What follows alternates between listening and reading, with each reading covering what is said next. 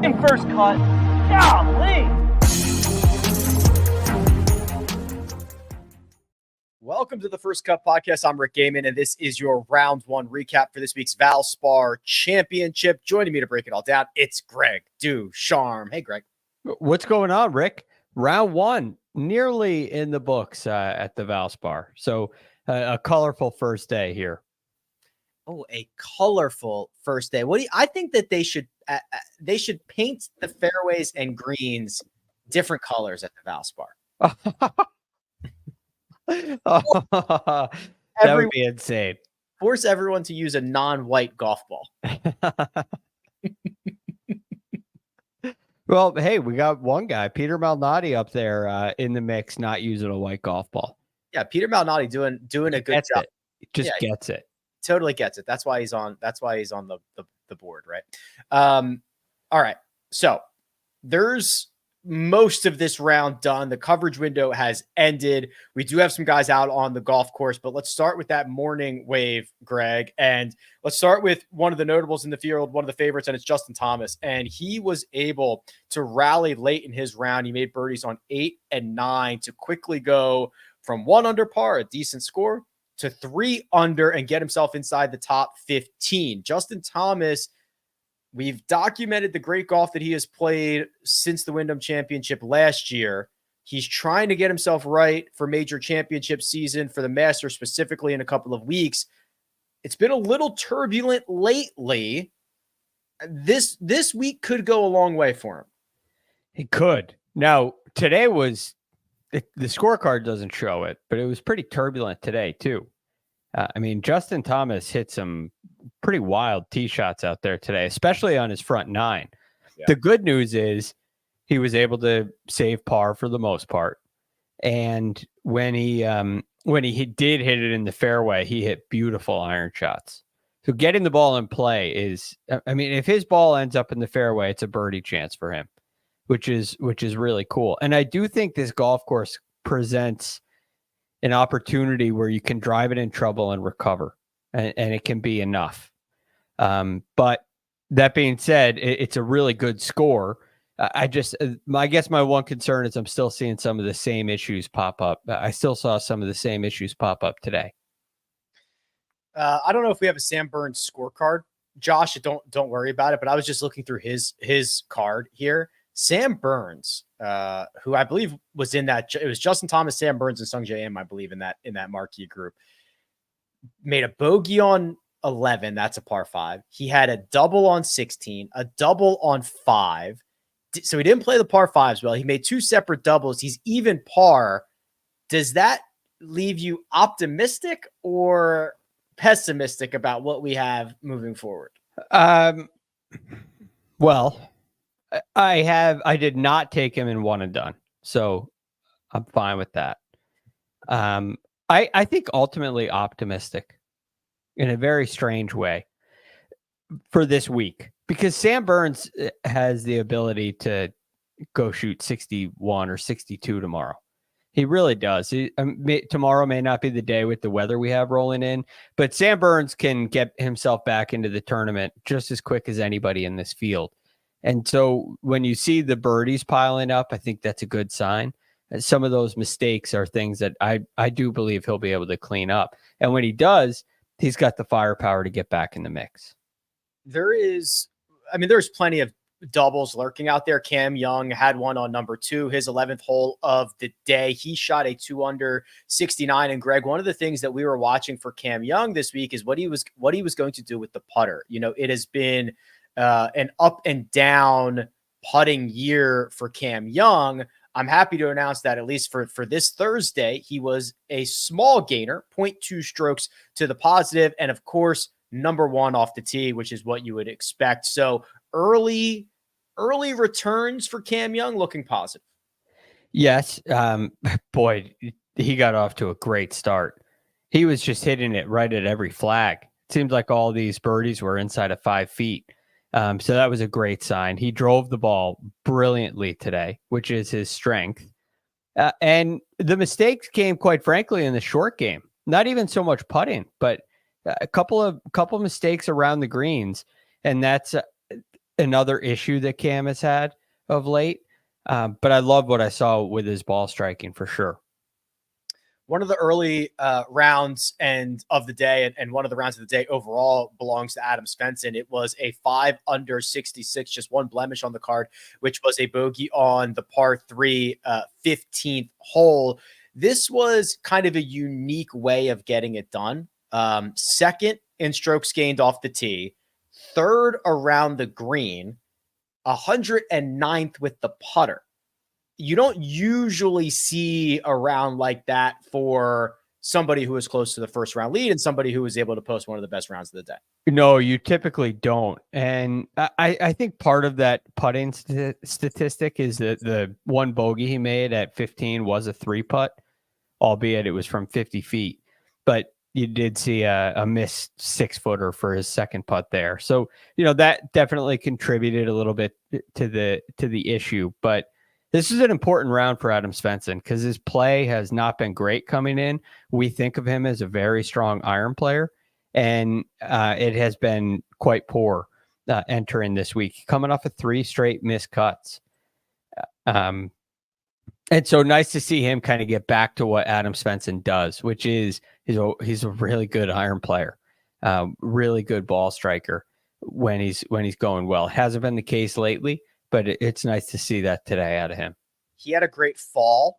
And then when we started back up in January, he wasn't really able to get it going again. Something that we see a lot more. I don't know. It's just like maybe we notice it a lot more now, Greg. I feel like I didn't have my finger on the pulse of that, but like that break does kind of screw up a lot of guys. Yeah, it definitely can. Because, there's a few ways to look at it. I'm going to rest. I'm going to work on my game to try to improve it. And both of those two things can really change your momentum, right? If you're working really hard to improve your game and making changes to do so, that can be costly. You can come out a different player. And if you take time off, obviously rust can build up. So it's very understandable why that can happen. And it's hard to keep the momentum going from the fall right into the year. And then the last thing, Rick, is now all of a sudden this is the season, right? We've always had a wraparound season where you're in the middle of the year after the fall counts. Now all of a sudden you're done with the fall, your position is set, and you've got January to August to make your move in the FedEx Cup race. So it can definitely add a little bit of pressure. It can add a couple different layers of challenge. Okay, well, we will challenge ourselves to continue with this leaderboard and get to the guys who played the best in the afternoon. Plus, we're going to look at the betting favorites. But first, we will take a quick break and hear a word from our partners. It's time for the madness. And CBS Sports HQ has your wall-to-wall NCAA tournament coverage. We got your game highlights, expert analysis, and insights all the way to the Final Four. Start and end your March Madness coverage with CBS Sports HQ. And we're back, Greg. Let's start with the man at the top of the board. 2 shots clear of everybody else at the moment, with only a few within reasonable reach of catching him.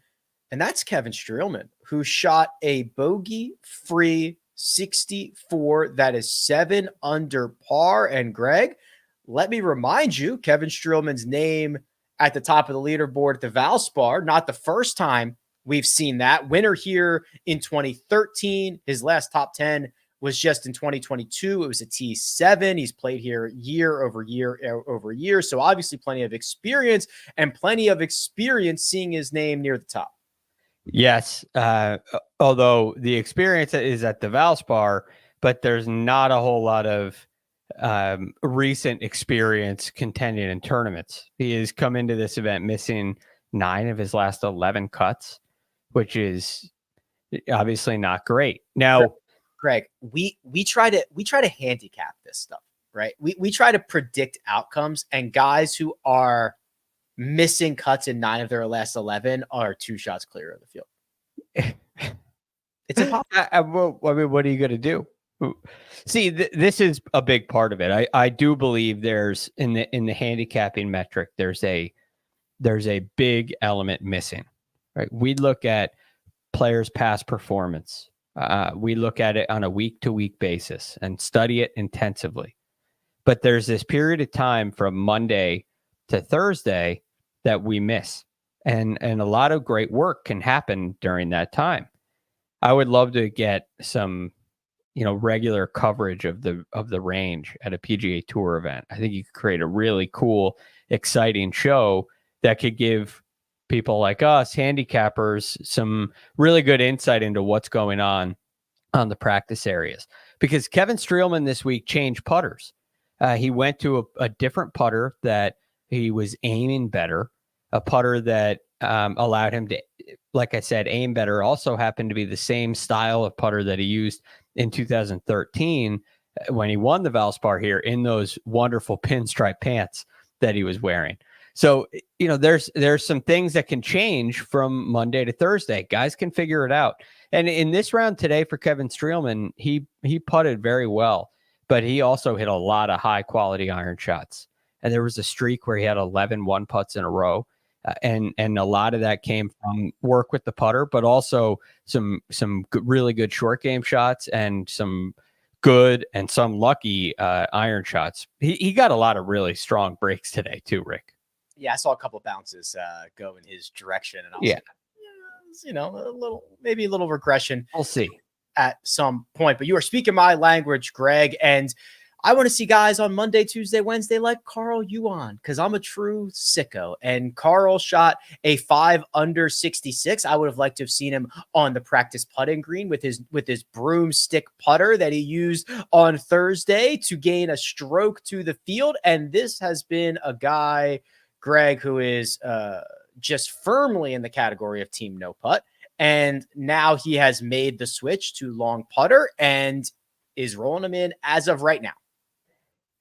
We see this time and time and time again. I mean, if we had that show covering the practice area of a PGA Tour event, the most valuable thing would just be the putting green. Yep. What putter is everybody using? How much time are they putting in? Because it's constant. Guys change putters and boom, all of it. I mean, we just talked about it with Kevin Streelman. But even more so than Streelman, when guys who struggle on the greens make a change to something radically different, it opens up their world. It's like it relieves pressure. There's definitely something there. And Carl Yuan definitely took advantage of it today. But this is a fun golf swing to watch because he will either have, if he has 2 feet on the ground when he finishes, he will only have one hand on the club. And if he has 2 hands on the club when he finishes, he will likely be on 1 foot. So it's definitely an entertaining player to watch. And he does hit it so good. Drove it beautifully today as well.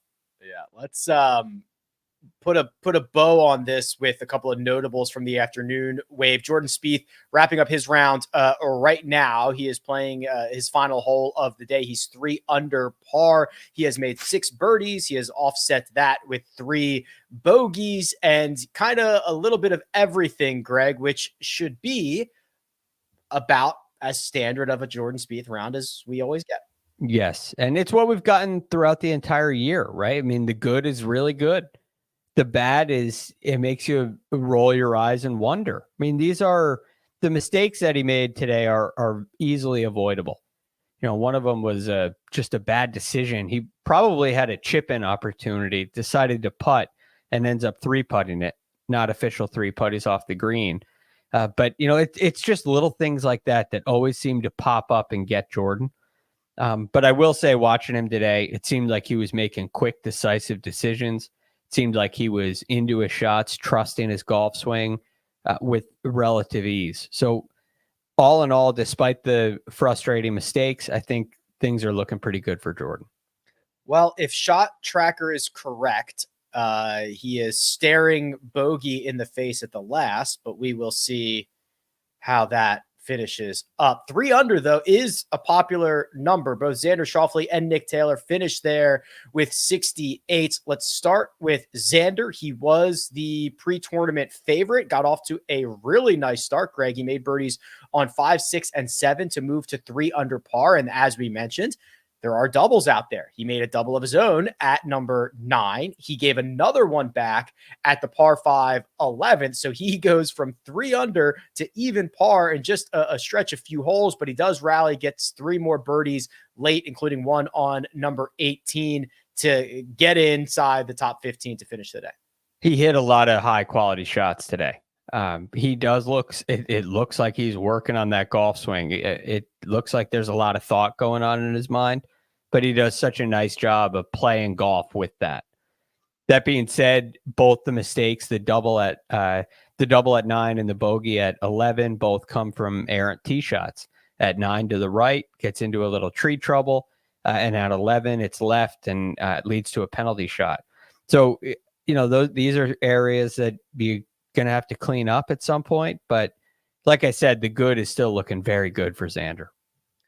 Nick Taylor was excellent on approaches. As of right now, he is 7th in strokes gained approach and nearly 3 strokes to the positive. He's chasing down, Adam Svensson at the top of the board, but Nick Taylor is your number 1 Canadian, most likely to be on the President's Cup team. He's trying to do more than just get on the President's Cup squad. He's trying to be a leader. He's trying to win before then. He's trying to defend his Canadian Open. The progression that we have seen from him in the last 12 months is so much fun.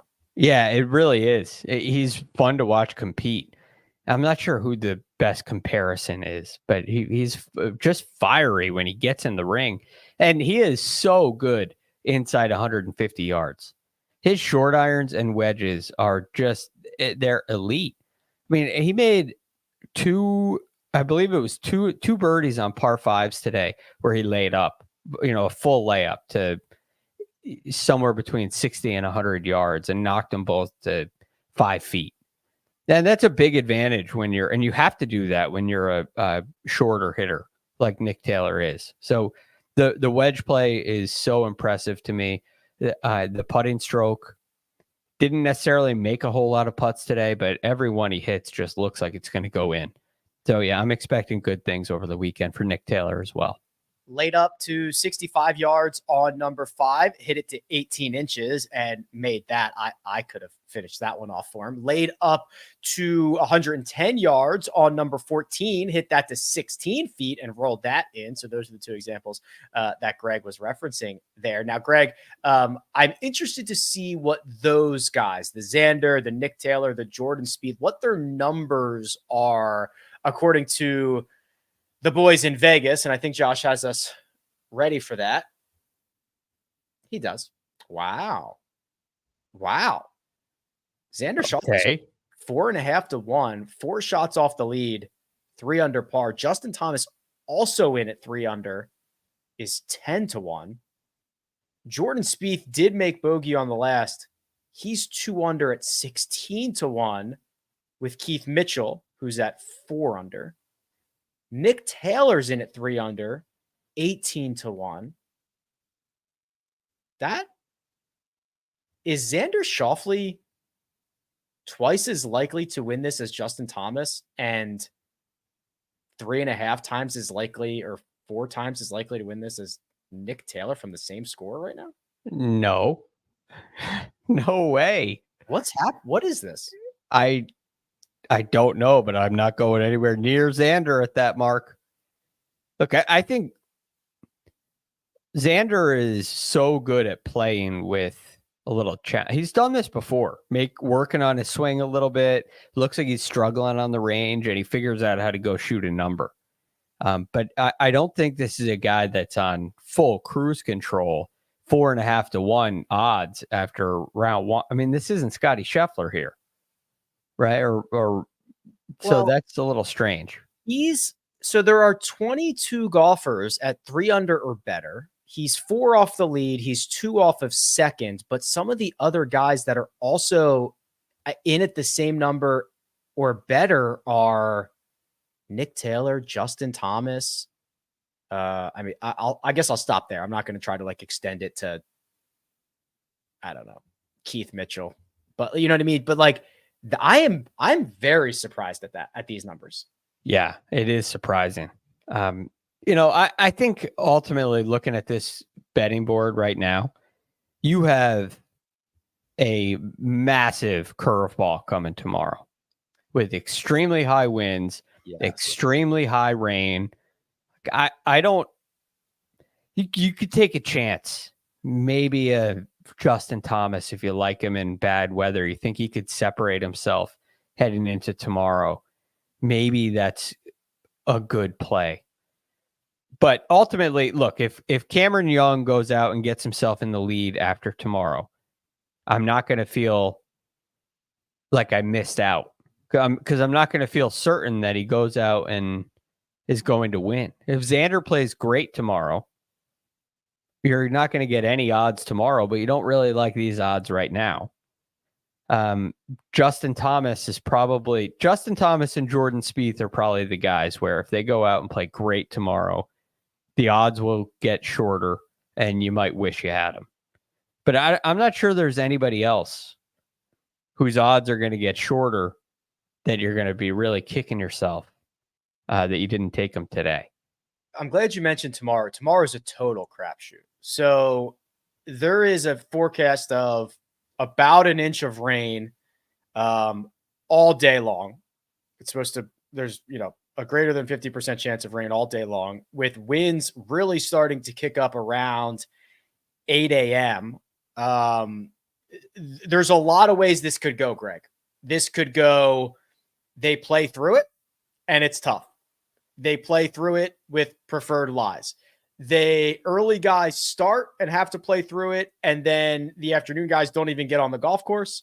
Like that would be the problem, right? Is if your afternoon guys don't even tee it up tomorrow and then get better conditions the rest of the week, that would really put a wave advantage in play. A huge wave advantage. And that would go to Xander Schauffele, Justin Thomas, Keith Mitchell. Right. But the problem is, if they play through it, they're in the worst of it. So you almost are wagering whether play will be suspended at any point tomorrow. Yeah. Yeah. The only way I could really look at it is like, it's not going to be suspended. So who handles weather really well? But then it is suspended. And now it's okay. Well, who takes care of soft scoring conditions better than anybody else? There's a lot of change. All I'm saying is this leaderboard could get turned on its head tomorrow, and it might not even move. So that's why I'm much more willing tonight to just kind of hang out for a little bit, go with what you got from pre-tournament, and see where you stand on Friday night. Yeah, like if you're dying to make a bet tonight, I don't know. Find a matchup. Yeah. Yeah. I just don't see any leverage with it. You know more than I, though. No, I'm with you. I think that you're trying to guess a lot. Tomorrow is, there's literally everybody plays through it and it stinks. Half the field plays through it, gets a huge wave advantage. Nobody plays, and we're right back to where we like. The range of outcomes for that's when I look at the forecast, it looks like a lot of different outcomes. Yeah, you have no clue. Correct. You have no clue. Correct. I mean, that raining all day, 80% chance of rain all day could be total washout. And you can play in rain, just a matter of how much. Right. So, I have no clue what we're going to get tomorrow, but I would expect to see some golf played from round 2 on Saturday. Well, there's a small craft advisory in the area, which I guess is for boats. Inexperienced mariners, especially those operating smaller vessels, Greg, should avoid navigating in hazardous conditions. Yeah, that's a good idea. Southeast winds around 20 knots with gusts to 30 knots are expected. So yeah, be careful out there with your boats, people. Yeah, and planes. And golf balls. Very careful with the golf balls. The good news is, no matter what happens tomorrow, as long as some golf is played, we'll be back to recap it all. And we will do so with probably smiles on our faces, because producer Josh does all the hard work behind the scenes. And that right there is Greg DuCharme, who you can find on Twitter at TheRealGFD. You can find me at Rick Run Good. This has been The First Cut. We'll catch you next time.